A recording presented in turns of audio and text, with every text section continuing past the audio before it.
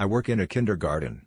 Something does not seem right. So, some background story about me. I live in Norway. I am a 35-year-old man, which is hard in a workplace dominated by snarky women in their 50s who mostly gossip about their marriage and drink coffee. I have been working with kids since I was about 18, so I've been here for a while. And I have always had the oldest kids in my group for my responsibility. The kids are around the 4-6 years age, so they can dress themselves mostly, but some do need assistance. Also, I will try to not use names, but if they pop up, the names are not real to protect the identity of the kids. The kindergarten I work in is kind of out of the city but close enough that we can have some excursions there luckily, since some theaters put up child-friendly plays in December and we can go to the library and such. But we are also within walking distance to a forest that goes on for a couple of kilometers. We call this forest Ekornskogen, which in English is the squirrel woods, since there are so many squirrels there. Original name, I know, but the kids love it. And since I'm the only man in with the oldest kids in kindergarten, it's my job to light a fire so that we can grill some sausages and sandwiches. The kindergarten in of itself is on a small hilltop. It's old as well. Most of it have been tore down and rebuilt with new safety standards, and it have become more modernized. So it have this weird style of old and new intermingled with each other. I have heard rumors the kindergarten was bombed during Second World War,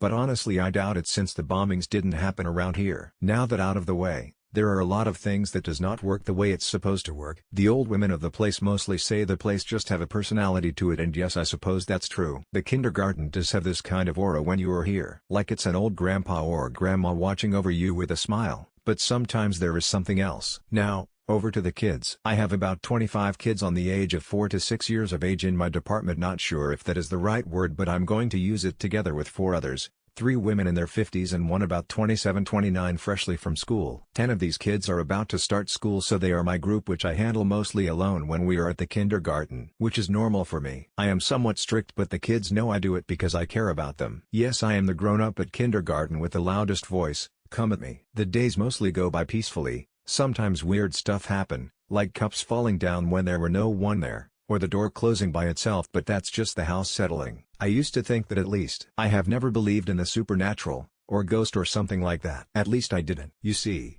not that long ago something weird happened. We were playing inside a late afternoon since the weather was truly dreadful. We Norwegians have a saying, det finnes ikke dårlig vær, bare dårlig klær, which roughly translates to there exists no bad weather, only bad clothes. But the weather that day was truly horrid. Ice had coated the ground, and on top of that it was raining sideways. Safe to say we adults decided it was not safe for the children to be outside, since we knew that some kids would fall and hurt themselves. Now I guess most of you know the types of children that exist. For simplicity's sake I will split them into 3 groups. You have group 1. The loud ones. These kids seems like they have been drinking Red Bull and then inhaled pure sugar before they arrive in the morning. Pure energy all the time, all day. They can be stressful if not managed properly, but when they are lovely. Then you have group 2. These kids are the well-behaved ones. The one who sit and draws but can hold a conversation with you. They seem kind of adult in that they are easy to talk to. But make no mistake, this is the group you should be wary of. They can scheme and talk behind your back and get group 1 to do their dirty work. Be mindful of these little shadow puppeteers. Then there is group 3. These kids, the lack of a better word, quiet, withdrawn. Often they just sit there, drawing or something calm,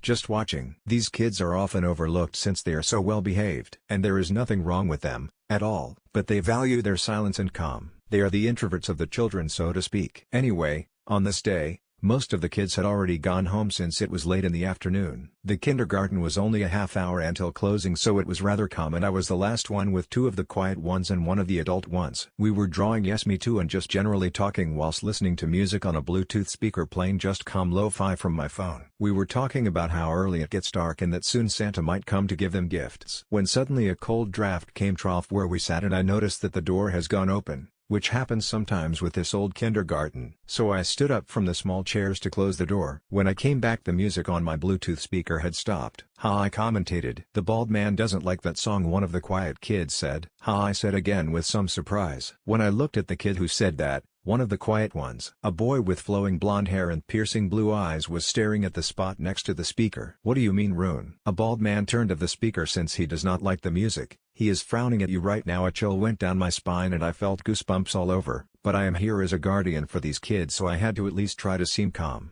Well then, I guess we can do something else then, and since I didn't want to stay in this room any longer, I told the kids, then let's just play music out in the hallway while we wait for mom and dad. I have never gotten the kids to clean up and rush into the hallway to dance and play that fast before. When the kids had all gone home and I was alone in the kindergarten, I walked back to my wardrobe telling myself that Jesus, those kids and their imagination, trying to convince myself that it was something kids just say some things, which happens. But after I got dressed and was about to close and lock the last door so I could head on home, I got a final look in one of the mirrors that are in the hallway, and I swear I thought I saw a shadow of a man with no hair staring at me with his finger to his lips. I ran home as fast as I could, and let me tell you, I was a wreck in the next couple of days. Luckily, it was the weekend, so I could just relax and tell myself it was just my imagination. But I did not play any music that coming week. I got more stories if people are interested, but I am new to this kind of storytelling, so don't expect too much.